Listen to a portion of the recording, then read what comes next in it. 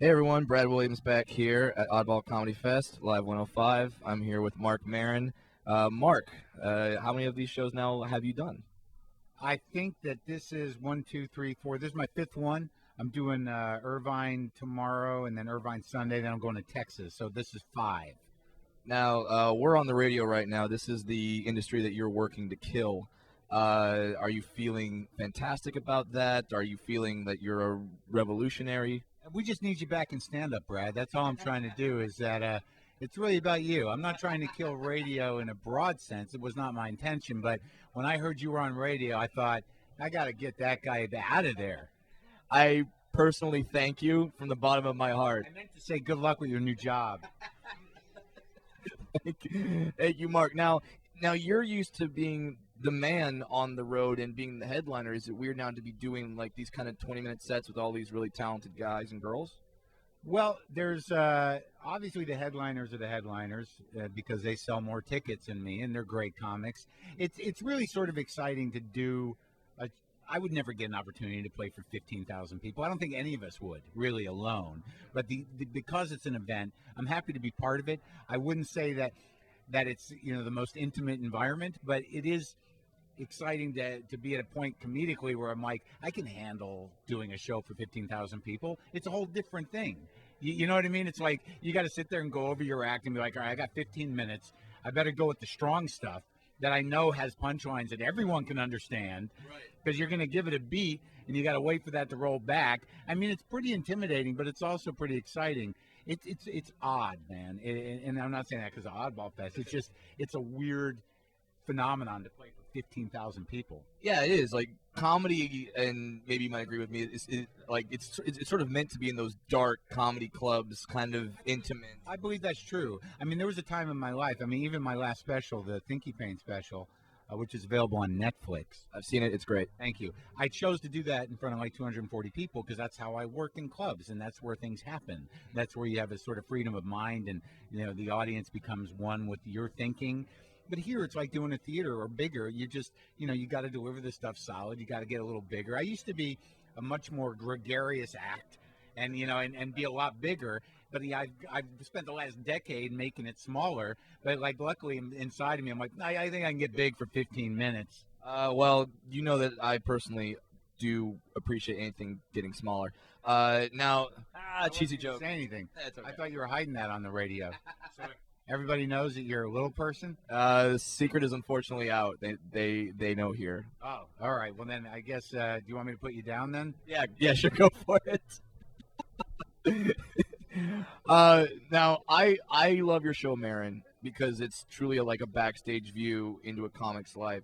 Do you start with aspects of your real life and then try to mold them to the TV show, or is it the writers creating out of nowhere? Like, how much of Maron is truly you? It's all based on my life. The first season was really closely based on a lot of my life. So all the stories, since I'm sort of the de facto head writer, like it all goes through me because I'm producing it.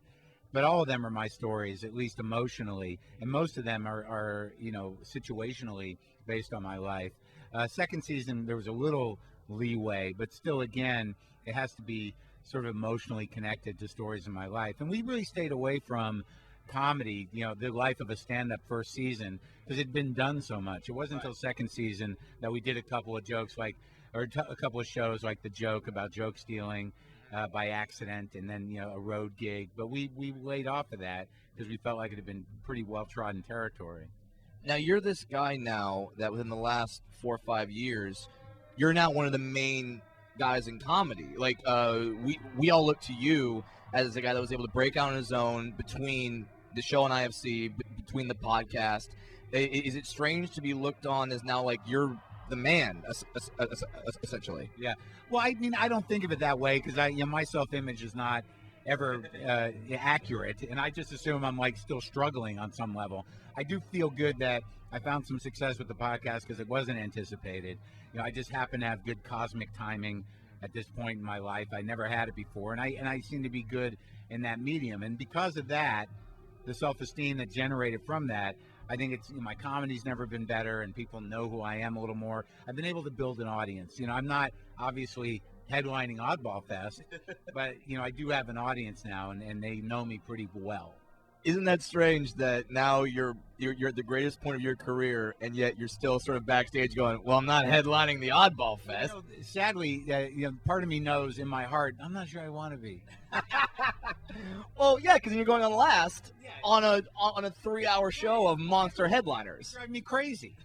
Like, I'm going on first after intermission, which I wanted that spot. The first 3 shows I was second, and it was still light out, and I just wanted to experience at least doing it in the dark. Yeah. So they gave me the first spot after intermission. But seriously, it 15 minutes in a crowd this big, it's just sort of an exciting thing to do. But yeah, I mean, my whatever level I'm at, like, I know that I'm doing really good comedy for myself, and I'm proud of the podcast, and I'm happy I got all the opportunities, and I'm grateful because before I started the podcast, at that time in my life, I didn't think any of that was going to happen. So, I'm fortunate. And you spent a year or so living in San Francisco? I lived here a couple years, yeah.